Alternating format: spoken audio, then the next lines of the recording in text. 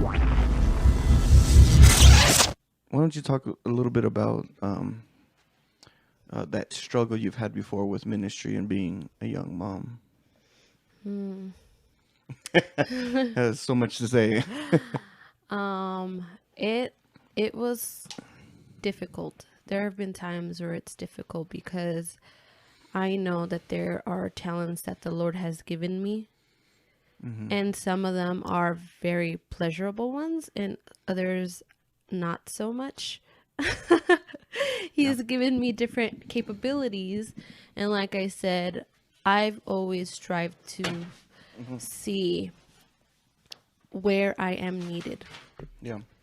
So there's been plenty of times where I love to play the keyboard. I specifically asked the Lord to help me learn to play the keyboard Yeah. so that way I could play for Him. I wanted to use it to worship Him. But there have been many, many times where I'm not needed when it was about playing worship.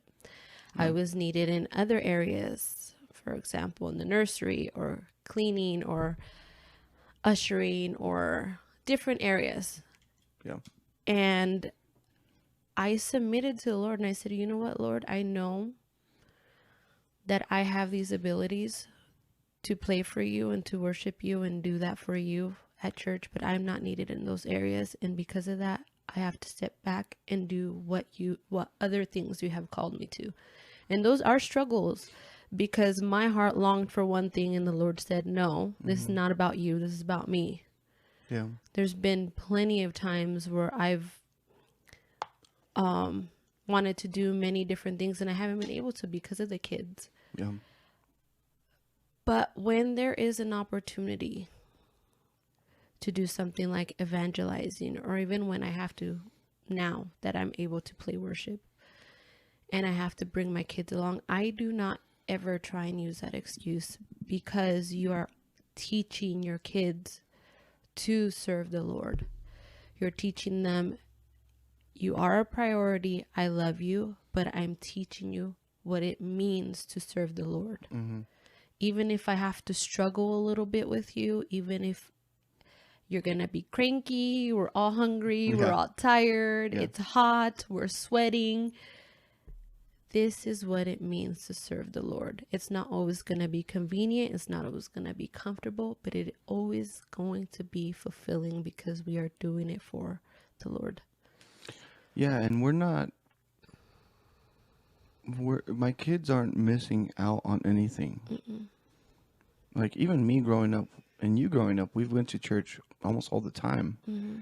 3, 4 days out of the week sometimes.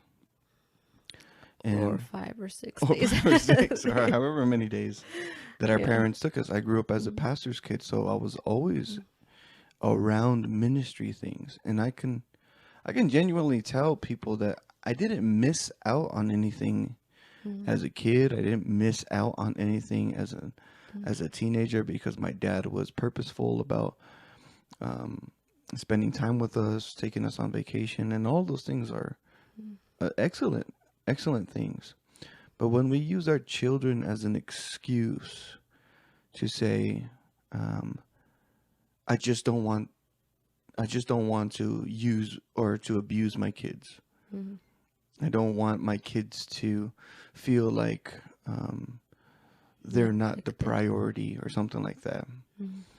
Believe me, if you're training your children to love the Lord, to love His people, and they see you dedicating your life to the work of God Mm-hmm. above all else, they'll respect you. Mm-hmm. They'll respect you. And of course, you do have to find that healthy balance Mm-hmm. between ministry and caring for your family. And I think Yeah. a thing you also have to teach them is your priority is not the church. Yeah. They must know and not mistake that Yeah. when they look at you going to church and doing things for the church and they say, "Oh, but you're always at church or you're always doing things for the church." We need to remind them, my priority is not the church. Right. My priority is Christ. Mm-hmm. And I am doing everything that I possibly can to serve Christ wherever it is. and you're going to learn to serve Christ with me. Yeah, and um, obviously, we do need to be careful with ensuring that we don't conflate church with Christ. Mm-hmm. Because sometimes serving Christ does mean taking time to serve your family and to be with your family. Mm-hmm. But when your family becomes, again, a crutch Mm-hmm. to say, I'm just going to wait until my kid's old enough, or I'm just going to wait until, I don't have to deal so much with a little one, and then I'll start serving. But by that time, if you've had 3 or 4 kids, you've already missed out on 8 or 10 years of being able to serve the Lord. Mm-hmm.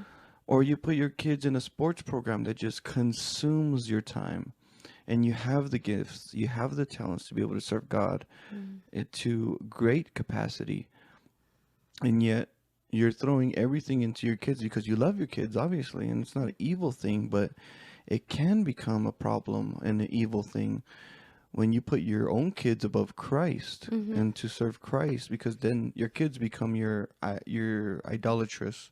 Your idol. Yeah, it becomes your idol in your life. And again, I think it's good. I think it's very beautiful when a father and a mother love their kids rightly, and they put them in extracurricular activities. But when that is the purpose of everything that they do above serving Christ, Mm-hmm. you know, I think that can be a real issue and becomes an idolatry, and it becomes idolatrous in your life. And my kids know that I love them, but they also know that I love Christ. Mm-hmm. And my kids ask me, "So are you going to church, Dad?" I'm like, "Yeah, I'm going to church." "Oh, what are you doing?" "Oh, I'm doing Wednesday night Bible study, and we're doing practice today." And my kids know that I have dedicated myself to the church and to the people of my church and to Christ. They know that, but I also make time for them, and I spend time with them, Mm-hmm. and we go on vacation, and we go camping, and we do all kinds of things with our kids. You know, and when I saw that with my dad, they're gonna see that from me, and they're not gonna miss out on their childhood. Mm-hmm. You know, so I know that for young mothers, some young mothers can use their kids as a, or maybe the careers of their husbands, or whatever it can be. They can use those things as a An excuse. yeah, like an excuse to not fully dedicate themselves to people in the church, not to dedicate themselves to serve at the church. And it can be more than that. It can be that on top of pains in the church that they've experienced, on top of hurts or frustrations that they've experienced over and over again. Mm-hmm. And at that point, you're just like, well, either you're holding on to things that you can't let go, Mm-hmm. or you've given up. Mm-hmm. It's either one of those two. That's why you're not serving. And obviously, the reason we're talking about this is because we desire to see young, passionate families. Of course, all families from every generation. Mm-hmm. We want to see all families from every generation. But because I'm a millennial, I can speak into my generation because I know how we are. We're overly emotional, easily hurt, Mm-hmm. Easily offended. easily offended. And my hope and my desire is that we wake up Mm-hmm. and that we can see that there is such a need for young, passionate families, on top of the other families, of course, at churches. But there's such a need for a zeal for God. Mm-hmm. Did you have something? No, I'm listening. Oh, Go ahead.